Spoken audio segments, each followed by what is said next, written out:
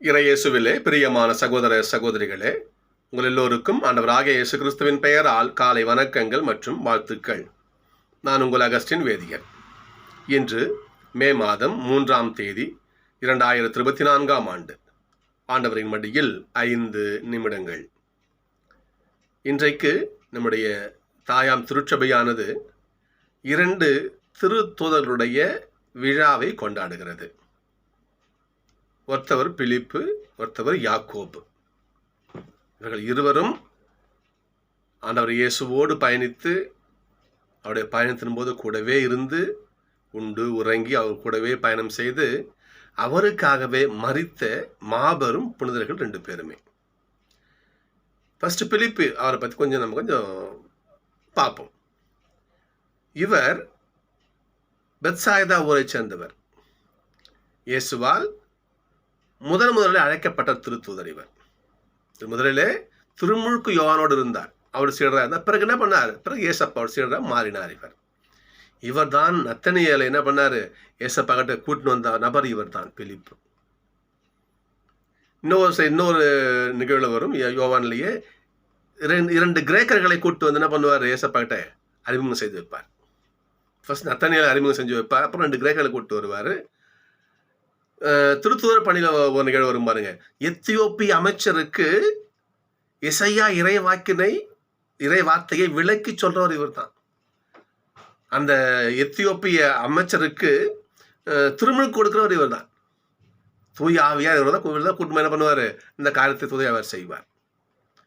அந்த அளவுக்கு பிறரை ஆண்டவரிடத்திலே கொண்டு வருவதற்கு ஒரு கருவியாக இவர் செயல்படுகின்ற ஒரு மனிதர் இவர். இவருடைய பிலிப்புங்கிற ஒரு பெயருக்கு ஒரு அர்த்தம் சொல்றாங்க. குதிரைகளின் நண்பனா, குதிரைகளின் அன்பன். ஒருவேளை இப்படி இருக்குமோ எனக்கு தோணுது. ஒரு குதிரை எவ்வளோ ஒரு வேகமாக பயணம் செய்யும், அந்த மாதிரி வேகமாக மக்களெல்லாம் ஒரு ஏசப்பட்ட கூட்டின்னு வர நபராக இருப்பாரோ. மேபி எனக்கு ஒரு அதாவது அர்த்தமாக இருக்குமோ தெரியல. இருக்கலாம், இருந்தாலும் தப்பு கிடையாது இல்லையா? நத்தனியேலை கூட்டு வர பாருங்க. கூட்டு வந்து ஏசப்பா பாரு, வா பாரு, ஏசப்பா பாரு. இந்த கிரேக்கர்களை வா ஏசப்பா பாருங்க, வாங்க நீங்கள் ஏசப்பா வந்து பாருங்க, அவர் கூட இருங்க. ஸோ விரைவாக செயல்படுகிற மனிதராக என்னவோ அந்த கடவுள் அந்த பெயரை அவருக்கு பொருத்தமாக வச்சிருக்காரு பாருங்க. குதிரைகளின் நண்பன், அன்பன் அவருக்கு அர்த்தமா பிலிப் என்பவருக்கு. இவர் பிரிஜியா ஏசப்பாவுடைய இறப்புக்கு பிறகு பிரிஜியா நாட்டில் பகுதிக்கு இவர் அச்செய்தி அறிவிக்க சென்றார். இவர் அந்த ஊரில் அந்த இடத்துல பாம்பை தான் தெய்வமாக கும்பிடுவாங்களாம். அந்த பிரிஜியாங்கிற ஒரு பகுதியில் நாகப்பாம்பு, இந்த பாம்புகளை தான் அங்கே கடவுளை வணங்குகின்ற ஒரு ஒரு பழக்கம் உண்டு மக்களுக்கு. அங்கே போய் என்ன பண்ணுறாரு? அந்த மக்களுக்கு நற்செய்தியை போதித்து அங்கே இருக்கின்ற அந்த பாம்பு புற்றுகளை, பாம்புகள்லாம் அடித்து துரத்தி பண்ணுறாரு. அங்கே ஏசப்பாவை அங்கே அறிவிக்கிறார். அப்பொழுது அந்த பாம்புகள் வந்து அந்த மக்கள் மீது விஷத்தை உமிழ்ந்ததாகவும் நிறைய பேர் இறந்து போயிட்டாங்கன்னு சொல்லிட்டு பாரம்பரியம் சொல்லுகிறது. அந்த இறந்த அந்த மனிதர்களை இயேசுவின் பால் இவர் ஜெபித்து அந்த மக்களை உயிர்ப்பித்தார் என்று பாரம்பரியம் சொல்லுகிறது. இவர் வழியாக மாபெரும் அரும் செயல்களை ஏசப்பா செய்தார். சரிங்களா? அப்படி இவர் பாம்புகளை எல்லாம் விரட்டுறாரு. நம்முடைய பாம்பு வழிபாட்டை இவர் வந்து அழிக்க வந்திருக்கிறான் அந்த பிலிப்பு அப்படின்னு. அங்கே இருக்குன்னு அந்த பாம்பை வழங்குன அந்த குருமார்கள், சாமியாருங்க, இவங்க என்ன பண்ணாங்களாம், அந்த பூசாரிகள் என்ன பண்ணாங்களாம், இவரை கல்லால் எறிந்து இவரை கொலை செய்தார்கள். இவரை சிலுவையில் அறைந்து கொலை செய்தார்கள். இயேசு சிலுவை சாவடி, நாங்களும் சாவடிக்கிறோம் சொல்லிட்டு மக்கள் அந்த பூசாரிங்க, அந்த பாம்பு கோயில் நபர்கள்லாம் இவரை பிலிப்பை சிலுவையில் அறைந்து கொன்றார்கள். அப்பொழுதும் இவர் என்ன பண்ணாரு? இயேசுவை போலவே ஜெபித்தார். இயேசு போல ஜெபித்தார். தந்தையே, இவர்கள் செய்வது நான் தெரியாமல் செய்கிறாங்க, ஏசப்பா இவங்களை நீங்கள் மன்னித்து விடுங்கள் என்று இயேசுவை போலவே இவர் ஜெபித்து மரணித்தார் என்று பாரம்பரியம் சொல்லுகிறது. கிபி 62 இவர் இறந்தார் என்று பாரம்பரியம் சொல்லுகிறது. அந்த நாளைத்தான், அந்த புனிதருடைய விழாவை இன்னைக்கு நமக்கு திருச்சபையில் அமர்ந்து கொண்டாடுறோம். இன்னைக்கு சகோதரர்களே, பிலிப்பு கடவுளிடத்திலே மக்களை கொண்டு வந்து சேர்ப்பதிலே மிக ஆர்வம் கொண்ட மனிதராக அவர் திகழ்ந்தார். 2வது யாக்கோபு.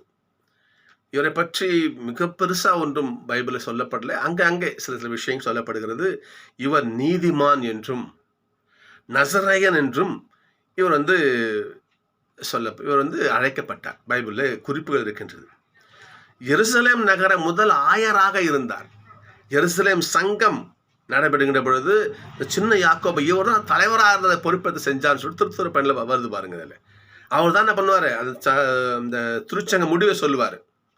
விருத்த சேதனத்துக்கு எதிராக சில கருத்துக்கள்லாம் வரும். அப்போ யாக்கோபு தான் எதுனா பண்ணுவார், எல்லாம் அமைதியாருங்கப்பா, நான் சொல்றது கேளுங்க, கேளுங்க என்று இவர் தன் உரையை சொல்லுவார், தன் முடிவை சொல்லுவார் இவர். அப்போ அந்த எருசலேம் சங்கத்திற்கு முதல் தலைவராக இருந்து அதை நடத்தியார் என்று ஒரு திரு பாரம்பரியம் நமக்கு சொல்லுகிறது. இவர் மழைக்காக வேண்டுவார். மழைக்காக இவர் வேண்டினாராம். மழை வந்துதான். பாரம்பரிய செய்திலாம் பைபிள் ஆதாரம் தர முடியாது, ஒரு பாரம்பரிய செய்தி. அந்த அளவுக்கு மழை இவர் ஜெபித்து மழை வந்ததாகவும் கடவுள் இவர் வழியாக அற்புதம் செஞ்சார்னு சொல்லிட்டு நம்முடைய பாரம்பரியம் சொல்லுகிறது. இவர் யாக்கோபு புஸ்தகத்தில் ஒரு நூலை எழுதியிருக்காரு இல்லையா, அதை படிச்சு பாருங்க. வாழ்க்கைக்கு என்னென்ன தேவையோ அத்தனையும் இவரை சொல்லியிருக்காரு. நான் வடக்கம் வேணுங்க, பாருங்க பாப்போம். நான் வடக்கம் வேணும், யாக்கோபுடைய வார்த்தை. நம்ம எப்பேற்பட்ட ஒரு படிச்சு பாருங்க பார்ப்போம். 3ஆம் அதிகாரம் வருது யாக்கோபுல, வாசிக்கலாமா? பார்ப்போம், எழுதுறேன் பாருங்களேன். யாக்கோபு 3ஆம் அதிகாரம் பாருங்க. இப்போ பேச்சில் தவறாதோ நிறைவு பெற்றவராவர். ஒரு மனுஷனுக்கு வாழ்க்கை முக்கியம் இல்லையா? பேச்சு முக்கியம். இந்த நாக்கு இருக்குதே, நாக்கு இந்த ஒரு கப்பலையே நிறுத்துறதுக்கு நங்கூரம் தேவைப்படும். சுக்கான் நங்கூரம் தேவைப்படும். நங்கூரத்தை போட கப்பல் நிறுத்துவாங்க. அந்த கப்பல் எந்த ஒரு புயல் வருது, கப்பல் அழிஞ்சிட ஓடாது, கப்பல் ஸ்டடியாக நிற்குங்க தான் அது நிறுத்துவாங்க போட்டு, கடலில் போட்டு. அதே போல நம்முடைய வாழ்க்கை எங்கும் அலை பாயக்கூடாது, அலை மோதக்கூடாதுன்னு சொல்லிட்டு நீ நினைக்கிறியா? இந்த நாக்கு இதை பற்றி அதை கட்டுப்படுத்து. எப்படி கப்பலுக்கு சுக்கான் கப்பலை அசையாம எப்படி நிலையா நிறுத்தி வச்சிருக்கதோ, இந்த உடம்பு தான் கப்பல்னா இந்த நாக்கு தான் சுக்கான். அதை தூக்கி போட்டு நிறுத்தி ஸ்டாப் நாக்கை நீ கட்டுப்படுத்துன்னு வச்சுக்க, வாழ்க்கையில் நிறைவு பெற்றுறாங்க. அதான் சொல்ல யாக்கோபு சொல்லுகிறார். இன்னொன்று பாருங்க பார்ப்போம். நம்பிக்கை செயல் வடிவம் பெற வேண்டும். எப்படி வார்த்தையை பாருங்க, யாக்கோபுடைய சொற்கள் இதெல்லாம் இல்லையா? செயலா விசுவாசம், செத்த விசுவாசம். என்ன பண்ணுங்க, நீங்க ஏசப்பாவை நம்புறியா, அதை செயல்ல காட்டு. என்ன வார்த்தை யோசிச்சு பாருங்க பார்ப்போம். அதே போல இன்னும் நிறைய வார்த்தைகள். நீங்க என்ன பண்ணுங்க, நீங்க ஒரு ஏசப்பாவை நம்புறீங்கன்னா அதை நடத்தி காட்டுங்க. இன்னும் அற்புதமாக ரொம்ப பிடிச்ச விஷயம், நீங்க கடவுள் என்றால், கடவுளுடைய வாழ்க்கை என்றால், ஏசப்பாவுடைய பாதை என்ன? சோதனை இருக்குதான் பிள்ளைகளே. சோதனை இருக்கும், கஷ்டம் இருக்கும், துன்பம் இருக்கும், சில நடுக்கங்கள் இருக்குதான் செய்யும். அதை நீ என்ன பண்ணு, மனம் தளராமல் ஏசப்பா கூட அந்த சோதனையை எதிர்த்து நீ பயணம் செய் என்று அற்புதமான வார்த்தைகள், யாக்கோபுடைய வார்த்தைகள். 1:12 பாருங்க பார்ப்போம். சோதனையை மன உறுதியோடு தாங்குவோர் பேறு பெற்றோர். வார்த்தைகளை பாருங்க சகோதரர்களே. யாக்கோபு துறைமுகம் வாழ்க்கை, இறை வாழ்க்கைக்கு மனித வாழ்க்கைக்கு ரெண்டுமே இல்லையா? இறையியல் மனித இயல்னு வச்சுக்கலாம். மனித இயலுக்கும் இறையியலுக்கும் ஏற்ப அற்புதமான கருத்துக்களை எங்கள் யாக்கோபு நமக்கு சொல்லுகிறார் சகோதரர்களே. இவர் கிபி 62 பரிசேயர்கள் என்ன பண்ணாங்களாம்? பரிசேயர்கள் இயேசுவை மறுதலிக்க சொன்னாங்களாம் யாக்கோபு கிட்ட. இயேசு மறுதலி, அவர் இல்லைன்னு சொல்லு, இயேசு மனுஷன் சொல்லு, இயேசு கடவுளான்னு சொல்லுதுனாரு. என் ஆண்டவர் இயேசு அவர் தான் மீட்பர் சொன்னார்.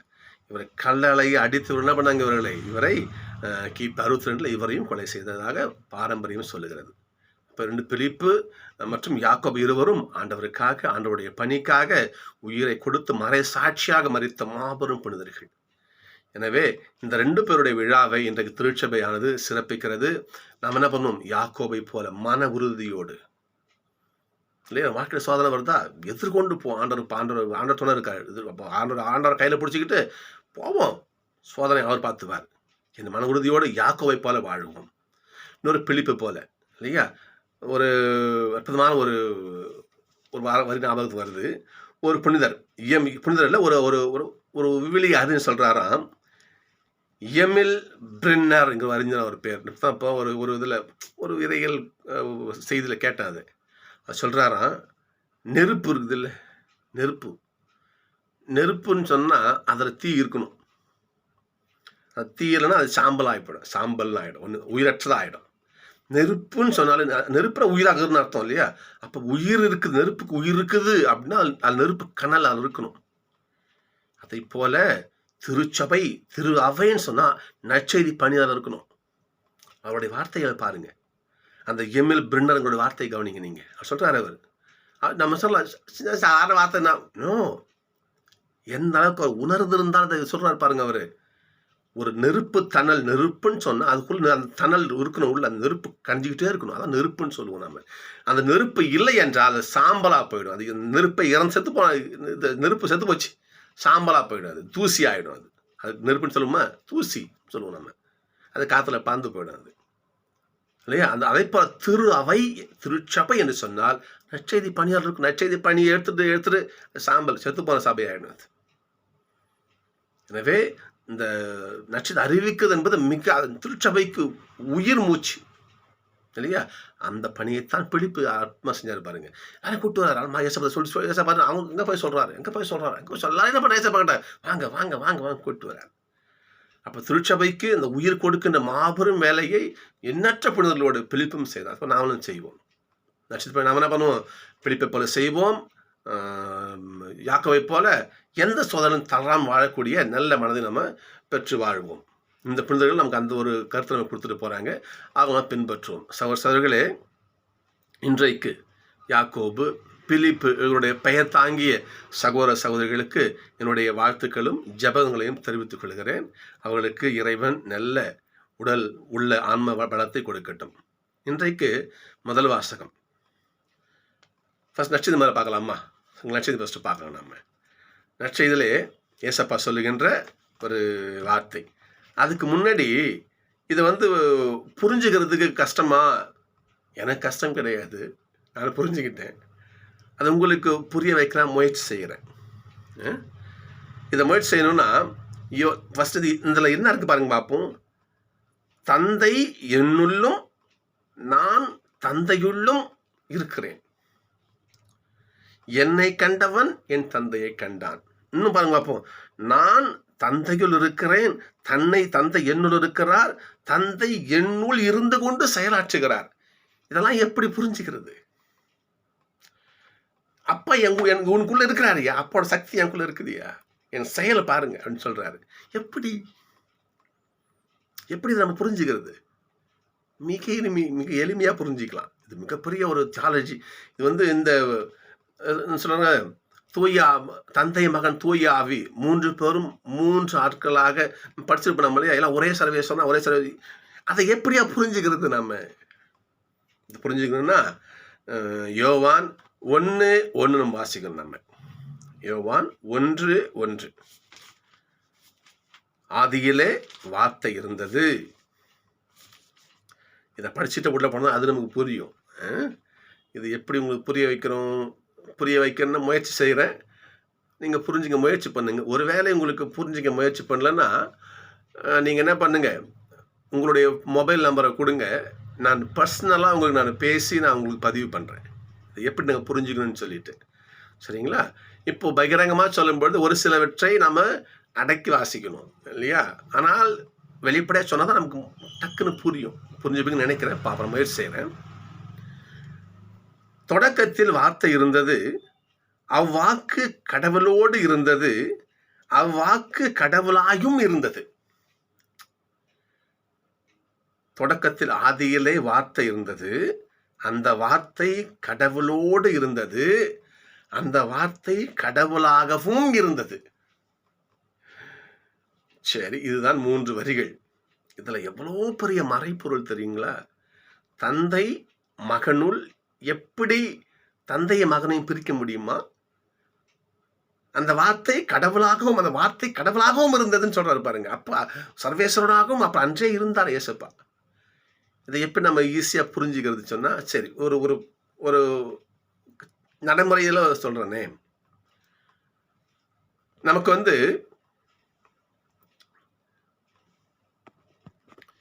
இதை எளிமையா சொல்றேன். இப்ப நான் இருக்கிறேன், நான் ஒரு ஆண், ஒரு ஆடவன். என்னுடைய குழந்தை, என்னுடைய பிள்ளை இல்லையா, என்னுடைய மகன் என்னுடைய மகன் என்பவன் யார்? என்னுடைய சக்தி, என்னுடைய உயிர், என்னுடைய உயிர் அணு. சொல்றது புரியும் நினைக்கிறேன். என் சக்தி, என் வல்லமை, என் உயிர் அணு ஒரு காலம் வருகிற பொழுது மகனாக வெளிப்படுறான். திருமணமாகி இல்லையா, ஒரு காலம் அதுக்குன்னு ஒரு நேரம் வரும் பொழுது என்ன பண்றான்? என் சக்தி ஒரு உறுப்பெறுது. நல்லா கவனிக்கணும். அந்த சக்தி நான் பிறக்கும் பொழுது என் கூட இருந்துச்சா? இருந்துச்சு. நான் எப்பொழுது உயிரோடு ஜனித்தேனோ, நான் எப்போ என் தாய் கருவறையிலிருந்து வந்தேனோ, நான் எப்போ உருவானேனோ, நான் எப்போ பிள்ளையானேனோ, அப்போ இந்த சக்தி என் கூட இருந்துச்சா? என் கூட தான் இருந்துச்சு.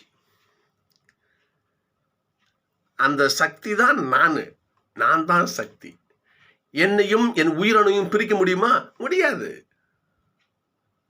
நான் எப்போது இருந்தேனோ அப்பொழுது என் பிள்ளையும் என் கூட தான் இருந்தான். நல்லா புரியுது. இதை விட எப்படி நான் வெளிப்படையாக சொல்றதுன்னு தெரியல. சொல்றது புரியுதுங்களா? என் ஆண்மை, என் ஆண் உயிர், என்னுடைய சக்தி, சொல்றது புரியுதுங்களா? என் கூட தான் இருந்துச்சு. எப்போ? நான் உருவாகும் பொழுது. நான் என்று உருவானேனோ, நான் எப்பொழுது இருக்கிறேனோ அப்பொழுதிலிருந்து என் பிள்ளையும் என் கூட தான் இருக்கிறான். ஆதியிலே வார்த்தை இருந்தது. அந்த வார்த்தை கடவுளோடு இப்படி மாற்றி சொல்றேன் பாருங்களேன். ஆதியிலே அகஸ்டினுடைய பிள்ளை இருந்தான். அகஸ்டினுடைய பிள்ளை அகஸ்டினோடு இருந்தான். சரிதானே? என் பிள்ளை, என் சக்தி என் கூட தான் இருந்துச்சு. புரியுதுங்களா? என் கூட தான் இருந்துச்சு. அந்த சக்தி தான் நான். அந்த சக்தி அகஸ்டினாகவும் இருந்தது. சொல்றது புரியுதுங்களா? எப்பேற்பட்ட ஒரு தியாலஜி தெரியுங்களா? அது கடவுளையும் என்னையும் என் பிள்ளையும் பிரிக்க முடியுமா? ஒரு காலம் வந்தது, நான் பிரித்து காட்டினேன் இல்லையா? நான் வாழ்ந்து கொண்டிருந்தேன், எனக்கு ஒரு திருமணம் ஆச்சு, என் பிள்ளை எனக்கு என் உருவா அவன் வெளியே வந்து நின்னான் இல்லையா? அப்ப நான் தான் என் சக்தி தான் அது. என் பிள்ளை, என் ரத்தம், என் உயிர், என் குழந்தை. தானையா எப்பேற்பட்ட இது! நாம இந்த ஒரு நம்ம இதெல்லாம் புரிஞ்சிக்காம ஈஸியா தள்ளி விட்டு கடந்து போயிடுறோம் வாசகத்தை. அப்ப ஏசப்பா எப்படிப்பட்ட ஒரு நபர்னு யோசிச்சு பார்க்கணும். அவர் உலகத்தை படைத்த பரமன். அவர் சொல்றாரு பாருங்க பாப்பா, என்னை கண்டவன் என் தந்தையை கண்டான். என் தந்தை எனக்குள்ள இருந்து செயல்பட, எனக்குள்ள இருக்காரு, நான் தந்தைக்குள்ள இருக்கிறேன். இது எவ்வளவு பெரிய தியாலஜி தெரியுங்களா? இதுதான் புரிஞ்சுக்கணுங்க. அதெல்லாம் நம்ம படிக்கணும். பைபிள் அப்படியே வாசிக்கணும். அப்படியே நம்ம சும்மா படிச்சுட்டு அங்கங்கே ஒப்பிச்சுட்டு போகிறவங்க கிடையாதுங்க. நம்ம விவிலிய பேராசிரியர்கள்லாம் நாங்கள்லாம் படிக்கும்போது, நீங்கள் எப்படி தெரில, நீங்கள் மற்றவங்களாம் எப்படி தெரில, நான் வேதியருக்கு படிக்கும் பொழுது பைபிளை படிச்சுட்டு கக்கூஸ் உட்காந்து படிப்பேன். நான் பாத்ரூமில் அந்த வெசன் டாய்லெட் இருக்கும், அதை மூடிட்டு அதில் வச்சுன்னு படிப்பேன். நான் பைபிள் எக்ஸாமுக்கெலாம் உணர்ந்து படிக்கணும்.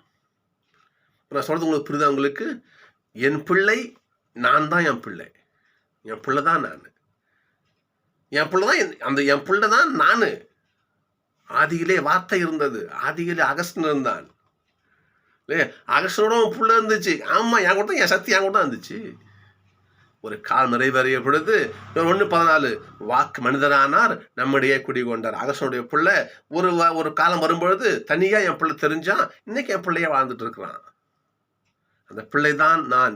என் வலிமை தான் அங்க இருக்குது, என் உயிர் தான் அங்க இருக்குது, என் உயிர் அணுதான் அங்க இருக்குது, என் சக்தி தான் அங்க இருக்குது. அப்போ எனக்கு இருப்ப அத்தனை என் பிள்ளைக்கு இருக்குங்க. எனக்கு தர மரியாதையை என் பிள்ளைக்கு கொடுங்க. இப்ப நம்ம யோசிச்சு பாருங்க பார்ப்போம். இதைத்தான் நம்ம நேத்து வாசிச்சோம். நம்ம யாக்கோபு சொன்னார் நேத்து, சாரி யோவான் சொன்னார் இல்லையா? எவன் ஒருவன் இயேசுவை மெஸ்ஸியா என நம்புகிறானோ அவன் தான் கடவுளுடைய பிள்ளை. சொன்னாரா இல்லையா? வாசிச்சு நம்ம மந்திர போறீங்க, யோசிச்சு பாருங்க பார்ப்போம். இதைத்தான் வாசிக்குதான் தியாலஜி தான் இறை. அப்ப ஏசப்பா என்பவர் சாதாரண நபர் கிடையாது, அவர் கடவுள். பாருங்க, அப்போ அவராலேயே அனைத்தும் உண்டாயின, அவராலேயே அனைத்தும் படைக்கப்பட்டன. எப்படி என் வலிமை, என் சக்தி, என் என் என் ஆண்மை, என் உயிர் அணு என் கூடவே, அது தனியா பிரிக்கு. நான் தான் அந்த உயிர், நான் தான் அந்த சக்தி, நான் தான் அந்த ஆண்மை, நான் தான் அந்த வீரியம், நான் தான் என்னுடைய வலிமை. இந்த வலிமை தான் என் பிள்ளையா மாறி வருது ஒரு காலம் வரும்போது. அதான் 1 சொல்றாங்க இல்லையா, காலம் நிறைவேறியது வாக்கு மனிதரான மொழியை குடி கொண்டா. 1:14. அதைத்தானே ஏசப்பா சொல்றாரு பாருங்க. பிலிப்பு, இவ்வளோ காலம் என் கூட இருந்தே பிலிப்பு, இன்னும் நீ புரிஞ்சிக்கலையா? நீ இன்னுமா நீ என்ன புரிஞ்சிக்கல? நான் தந்தையுள்ளும் தந்தை என்னும் இருப்பதை நீ நம்பலையா? சரி, நீ என்னத்தான் நம்பல இல்லையா? என் வார்த்தையின் பொருட்டு நீ நம்பலாம் கூட, நான் செய்யறனே அதை பொறுத்தாவது நம்ப கூடாதா நீ என்று பிலிப்பினிடத்திலே, பிலிப்பு யாரு? தம் புள்ள, என்னோட சீடரு. சரிங்களா? ஒரு ஒரு ஆசான் ஸ்தானத்திலிருந்து, ஒரு அப்பா ஸ்தானத்திலிருந்து பிலிப்புக்கு போதிக்கிறாரு பாருங்க. அற்புதமா ஏசப்பா போதிக்கிறாரு பாருங்க. என்னை நம்புங்கள், என் சொல்லின் பொருட்டு இல்லை என்றாலும் என்ன பண்ணுங்க, நீங்க என் செயலின் பொருட்டாவது நம்புங்க. ஐயா, செயல் மட்டும் நம்புங்க. நான் செயற்காரங்களாம் செய்ய முடியுமா? மொடவன் ஓட கூட பிரிச்சு இறக்குறாங்க, எது நடந்து போறான். மனுஷன் செய்ய முடியுமா? நான் மனுஷன் நம்பின நான் செய்ய முடியுமா? அதை நீ சொல்லு இல்லையா? ஒரு பெண்ணு வரா, அவ்வளோ கூட்டம், என்னுடைய ஆடைய வார்த்தை தொட்டு குணமாகி போறா. மனுஷன் செய்ய முடியுமா? நான் செய்யறேன், நம்பு. என் செயல்னு போட்டு என்ன பண்ணுங்க, நீங்க நம்புங்கள் என்று ஏசப்பா எவ்வளவு தெளிவாக சொல்றாரு பாருங்க பிலிப்பு கிட்ட. பிலிப்பு நம்புகிறார். அதை விசுவசித்த பிலிப்பு தான் இறுதியிலே கிபி 62 பிரிஜியா பகுதியில் இயேசுக்காக மறிக்கும் அந்த வல்லமையை அவர் கொடுத்தது. சரிங்களா? அதே போல இன்னைக்கு நம்ம முதல் வாசகம் நம்ம இன்னைக்கு வாசிக்கிறோம். நம்ம அற்புதமான வாசகம் 1 கொரிந்தியர் 15:1-8. அங்கும் எதை சொல்றாரு பாருங்க. பவுல் தான் சொல்றாரு பாருங்க, பார்ப்போம். கிறிஸ்து நம் பாவங்களுக்காக இறந்து அடக்கம் செய்யப்பட்டு உயிர்த்த கடவுள். யாரவர்? திரும்ப பாருங்க பார்ப்போம். மரநூல் எழுதியுள்ளவாறே கிறிஸ்து நம் பாவங்களுக்காக இறந்து அடக்கம் செய்யப்பட்டார். மறை நூலில் எழுதியுள்ளபடியே அவர் உயிர்த்தெழுந்தார். அவர் இறைவன், அவர் கடவுள். இதை விசுவசிப்பவர்கள் நிச்சயமாக யாக்கோபை போலவும் பிலிப்பை போலவும் ஆண்டவருக்காகவே வாழ்வார்கள். திரும்பவும் சொல்றேன், ஏசப்பாவையும் தந்தையும் பிரிக்க முடியாது. இரண்டும் ஒன்றுக்கொன்று கலந்த ஒரு அதை நம்ம எப்படி சொல்ல முடியாது இல்லையா? இறை சக்தி, இறை வல்லமையின் கூட்டு. என்னை கண்டவன் என் தந்தையை கண்டான். நானே வழி, நானே உண்மை, நானே சத்தியம். சபை சொல்ற வார்த்தை அப்படி அவ்வளோ பாருங்க பார்ப்போம். நானே வழியும் உண்மையும் வாழ்வும் நானே, என் வழியா என்று தந்தையிடம் யாரும் வர முடியாது. ஏனென்றால் தந்தை எனக்குள்ள இருக்கிறாரு. என்னை பார்த்துனா தந்தையை பார்த்தது. எனவே இந்த வார்த்தையை கேட்டுத்தான் யாக்கோவும் தோமாவும் பிலிப்பும் ஏசப்பா பின்னாடியே போனாங்க. ஏன்னா ஏசப்பா தான் வழி, அவர் தான் உண்மை, அவர் தான் சத்தியம், அவர் தான் ஜீவன், அவர் தான் வாழ்வு. அதை பிறகு நாமும் ஏசப்பா பின்னாடியே போவோம். திரும்பவும் சொல்றேன், ஆதியிலே வார்த்தை இருந்தது, அந்த வார்த்தை கடவுளோடு இருந்தது, அந்த வார்த்தை கடவுளாகவும் இருந்தது. உங்க புரியறதுக்கு திரும்ப என்னை எக்ஸாம்பிள் சொல்றேன். ஆதியிலே அகஸ்டின் இருந்தான் இல்லையா? இல்லை சாரி, ஆதியிலே அகஸ்டின் பிள்ளை இருந்தான், அவன் அகஸ்டினோடு இருந்தான், அகஸ்டினாகவும் இருந்தான். சொல்றது புரியுதுங்களா? இப்படிதான் நம்ம பைபிளை படிக்கணும். நம்ம உதாரணமா என்ன சொன்னேன் இல்லைங்களா? தப்பா நினைச்சுக்க போறீங்க. உதாரணமா சொன்னேன், உங்களுக்கு புரியுதுக்காக சொன்னேன். கடவுள் அந்த திருத்துவத்தினுடைய மகிமை இது, திருத்துவத்தினுடைய மகிமை இது. இன்னும் உங்களுக்கு திருத்துவம் சிறப்பாக புரியணும்னா நீங்கள் பாஸ்கா புகழுரையை பற்றி பார்க்கணும். பாஸ்கா புகழை பற்றி பார்க்கணும். எங்களுக்கெல்லாம் கிளாஸ் எடுத்த ஸ்காலர்ஸ் அப்படி தான் சொல்லி கொடுத்தாங்க. மெழுகுவத்தி ஒரு வத்தி கொளுத்திப்பாங்க, 3 வத்தி வச்சுருவாங்க, அதான் ஒரு வத்தி எரிஞ்சிட்டு இருக்கும். இன்னும் 2வது வத்தி அப்புறம் கொளுத்தி வைப்பாங்க. இந்த 2வது வத்தியில் இருக்கிற ஒளி முதல் ஒளியிலிருந்து தான் வந்துச்சு. சரிங்களா? இந்த 2வது வத்தி இருக்குது, இந்த வத்தியினுடைய வெளிச்சம் முதல் வெளிச்சத்துலேருந்து தானே வந்துச்சு. அப்படி வந்ததால முதல் வெளிச்சத்தில் ஏதாவது குறைஞ்சிச்சா? குறையல. சரி, இந்த 2 வத்தையும் வச்சுக்குவோம். இந்த 2 வத்துக்கு ஏதாவது வித்தியாசம் இருக்குதா? நல்லா கவனிங்க. 1லேருந்து தான் 2 வந்துச்சு. 2 3 தான். சகோதரிகளே, இதெல்லாம் புரிஞ்சுக்கணும்னா கடவுளுடைய சித்தம் நம் கடவுளுடைய ஆசை நமக்கு வேணும். நல்லா கேட்டுங்க. 1வது வத்திலிருந்து தான் 2வது வத்தி வந்துச்சு. உண்மைதானே? அது பொய் இல்லையே.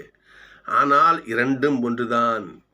2க்கும் ஒரே சுட்டரிக்கின்ற தன்மை அப்படிதான் இருக்கும், ஒரே வெப்பம்தான் இருக்கும், எல்லாம் அப்படிதான் இருக்கும். இந்த வத்திலிருந்து வந்ததுனால இதில் எதுவும் குறைஞ்சிட போகிறது கிடையாது. ஆனால் இதுலேருந்து தான் அது வந்துச்சு. 2ம் ஒன்று தான். இப்போ 3வது வத்தி எடுத்துக்குவோமே. 3வது வத்தி திருப்பியும் கொளுத்தி எடுத்து வைங்க பார்ப்போம். அதே கான்செப்ட் தான் இல்லையா? இதுலேருந்து தான் இது வந்துச்சு, இதுலேருந்து தான் இது வந்துச்சு. ஆனால் 3ம் ஒன்று. 3 பேருக்கும் ஒரே வல்லமை, ஒரே திறன், ஒரு சக்தியெல்லாம் ஒன்று தான் இருக்கும். 3ம் ஆள் பார்வைக்கு 3 வத்திகள். ஒளின்னு சொல்லும்போது ஒரு ஒளி தான், வெளிச்சம்தான். இதுக்கு 25% ஒளி, இது 60% ஒளி, இப்படியா? கிடையாது. ஒளின்னா ஒரே ஒளி ஒன்று தான் அப்படின்னு ஆகும். நம்ம குறிப்பிட்டு வாசிக்கிறோம் நம்ம இல்லையா? தந்தை, மகன், தூய ஆவியானவர் 3 பேரும் 3 ஆட்களாக இருந்தாலும் ஒரே சர்வேஸ்வரன் வாசிக்கிறோம். இதெல்லாம் நம்ம ரொம்ப ஆழமாக வாசிக்கணுங்க. இது நம்ம இந்த காணொலியில் இந்த மாதிரி வீடியோவில் புரிய வைக்க முடியாதுன்னா முடிஞ்சவங்க சொல்கிறேன். புரிஞ்சுக்கிற சகோதரர்கள் புரிஞ்சுக்கிங்க. இல்லை என்றால் நீங்கள் ஆழமாக தியானம் செய்யுங்க. நிச்சயமாக ஏசப்பா உங்களுக்கு சொல்லிக் கொடுப்பாரு இல்லைங்களா? அப்படி ஒன்றும் விட்டுற மாட்டார். எத்தியோப்பிய அமைச்சர், திருத்துறை வாசிக்கிறவங்க பார்ப்போம். எத்தியோப்பிய அமைச்சர் எசையாவுடைய வார்த்தையை வாசிக்கிறாரு. அவருக்கு புரியல. என்னடா பண்ணுறது அப்படின்னு புரியாத சூழ்நிலையில் என்ன பண்ணுறாரு? ஆண்டவருடைய தூதர் பிலிப்பை அங்கே அனுப்புகிறாரு. பிலிப்பு, ஓடு போ. இதை வார்த்தை அவருக்கு புரியலையாம், போ என்று அனுப்புகிறார். திருத்துவரப்பணி 8ஆம் அதிகாரம் வாசிக்கும் 26லேருந்து அந்த அதிகாரம் முடிவு வரைக்கும். பிலிப்பு என்ன பண்ணுறாரு? அவர்கிட்ட போயிட்டு அந்த எஸ்ஐயாவோட துன்புறும் ஊழியர் அந்த பகுதியை வாசிக்கிற அந்த பகுதியை எடுத்து சொல்லு. அவர் சொல்கிறார். அவர் எத்தனை அமைச்சரே சொல்கிறார், அந்த அண்ணகரே சொல்கிறாரு, யாராவது சொல்லித்தானே எங்களுக்கு புரியும். அவனுடைய வார்த்தையை வாசிக்கிறோம், யாராவது விலைக்க சொல்லணும்னா எங்களுக்கு எப்படி புரியும்? அவரே சொல்கிறார் பாருங்க. அதுக்கு தான் பண்ணுறாரு பாருங்க, நான் சொல்லிக் கொடுக்குறேன் என்று ஆண்டவருடைய அருளால் அந்த இறை வார்த்தையை பிலிப்பு விலைக்க சொல்கிறார். இந்த வார்த்தையை கேட்டு அந்த எத்தியோப்பிய அன்னகன், அந்த எத்தியோப்பிய அமைச்சன் என்ன பண்ணுறாரு? மனம் மாறி பிலிப்பு கையால் திருமுழுக்கு பெறுகிறார். ஏன் சொல்ல வரேன்னா, நமக்கும் புரியலையா? ஆண்டவர்கிட்ட கேட்போம், ஆண்டவரே எனக்கு ஆண்டவர் வார்த்தை புரியலைங்க அப்பா, என்னப்பா நீங்கள் உங்களுக்குள்ளும் எங்களுக்குள்ளும் ஒன்றா இருந்து எப்படி பிரிஞ்சு எப்படி தாங்க ஒன்றா இருக்குது? நீங்கள் அவங்களும் செயலாற்றுறீங்க, எப்படி தாங்க போகிறங்க? ஆண்டோட ஜெபிப்போம். நிச்சயமாக கடவுள் வெளிப்படுத்துவார் இல்லையா? கடவுள் யாரும் விட்டுற மாட்டார். கடவுள் யாரையும் விட்டுற மாட்டார். நீங்கள் உள்ளார்ந்த அன்போடு கொண்டாட ஜெபிச்சு பாருங்க. நிச்சயமாக இந்த எத்தியோப்பிய அமைச்சருக்கு ஏற்பட்ட அந்த ஒரு அருள் ஆசை நமக்கும் கிடைக்கும். அது நம்ம என்ன பண்ணணும்? பைபிளை உள்ளார்ந்த ஆர்வத்தோடு வாசிக்கணும். பைபிள் படிக்கும்போது ஒரே நாள் வருஷமாக படிச்சுப்போம் டைம் பாஸுக்கு வாசிக்கக்கூடாது. உள்ளார்ந்த ஆர்வத்தோடு, கடவுளே ஏசப்பா எங்களுக்கு ஒரு நல்ல கருத்தை சொல்லுங்கள் ஏசப்பா, எங்களுக்கு இது புரியல, இந்த வரி எங்களுக்கு புரியல, எங்களுக்கு அதை வெளிப்படுத்துங்க என்று நான் நிறைய டைம் கேட்டுக்கிறேங்க. நான் வார்த்தை புரியல வச்சுங்களேன், நான் கண்ண தியானம், அது நம்ம சொல்கிறது எப்படின்னு தெரியாது. நான் தியானிச்சிருக்கிறேன். ஏசப்பா ஒரு விஷயம் சொல்லியிருக்காரு, நமக்கு தெரியாமல் இருக்கும். ஒரு பகுதி வாசிப்போம், அதை விளக்கம் அது கீழே இருக்கும். துருன்னு புரியலன்னு வச்சுக்கோம். இன்னும் வாசிச்சு பாருங்க. ஆண்டவர் என்ன சொல்ற, தன்னுடைய திருவார்த்தை என்ன சொல்ல வராரு நிச்சயமா நமக்கு வெளிப்படுத்துவார். ஒரு சகோதரர்களே, நாம் பிலிப்புவை போல, யாக்கோபை போல, தோமாவை போல ஏசப்பாவை முழுவதுமாக அவருடைய வார்த்தையை கேட்டு விசுவசிப்போம். எவ்வாறு பிலிப்பு இந்தியாவிலே ஆண்டவருக்காக மரித்தார் இல்லையா? அந்த மாதிரி பிலிப்பு, தோமா இந்தியாவிலே மரித்தார், பிலிப்பு பிரிஜியாவிலே மரித்தார். இப்போ எருசலேமில் தன் இன்னுவரை யாக்கோபு ஆண்டவருக்காக. அப்போ நம்ம என்ன பண்ணுவோம்? கடவுளுக்காக உழைப்போம், அவருக்காக ஏசப்பாவாக துன்பப்பட நம்மை தயார்படுத்திக் கொள்வோம். தயார்படுத்தினால் நிச்சயம் அவனுடைய திருக்கரம் நம்மை ஆசீர்வதிக்கும். நன்றி. நாளை சந்திப்போம்.